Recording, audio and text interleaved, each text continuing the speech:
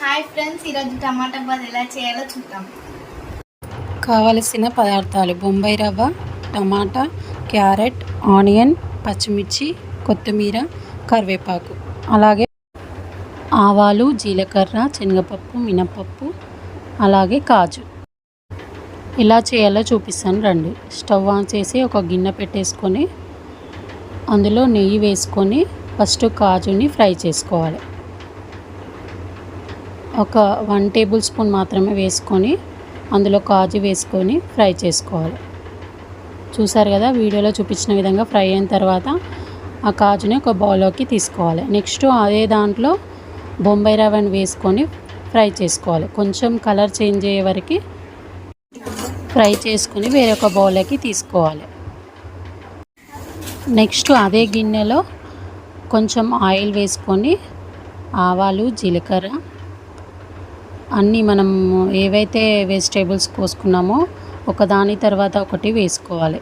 First పోపు దినుసులు వేసుకోవాలి. అలాగే కొన్ని పల్లీలు వేసుకోవచ్చు. పల్లీలు వేయడం వల్ల పిల్లలకి ఇష్టం కాబట్టి పల్లీలు, కరివేపాకు, అలానే పచ్చిమిర్చి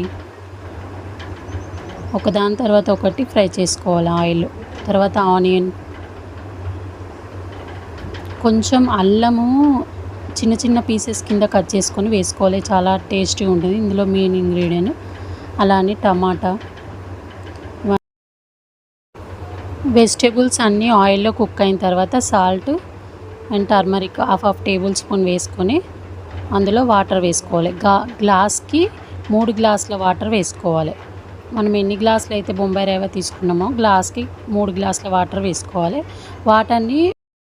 వాటర్ని ముందు వేడి చేసి రెడీగా పెట్టుకోవాలి. వేడి చేసున్న వాటర్ని వేసుకోవాలి.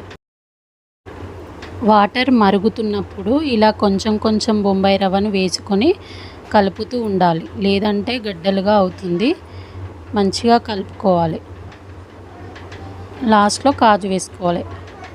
ఇలా మొత్తం గట్టిగా అయ్యే వరకు కలుపుకోవాలి.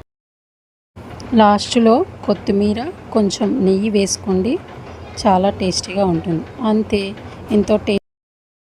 అంతే టమాటా బాత్ రెడీ అయిపోయింది. చూసారు కదా. మొత్తం వీడియో చూసి మీ పిల్లలకి కూడా మీ ఇంట్లో చేసి పెట్టండి. చాలా టేస్టీగా ఉంటుంది. తినని వాళ్ళు కూడా తింటారు. చూసారు కదా ఎలా ఉందో. చాలా టేస్టీగా ఉంటుంది. మీరు కూడా తప్పకుండా చేయండి. అలాగే మా ఛానల్ని ఫాలో చేయండి. మీకు నచ్చితే వీడియోకి లైక్ ఇవ్వండి. Bye friends. ఇలాంటి కొత్త వీడియోతో మీ ముందు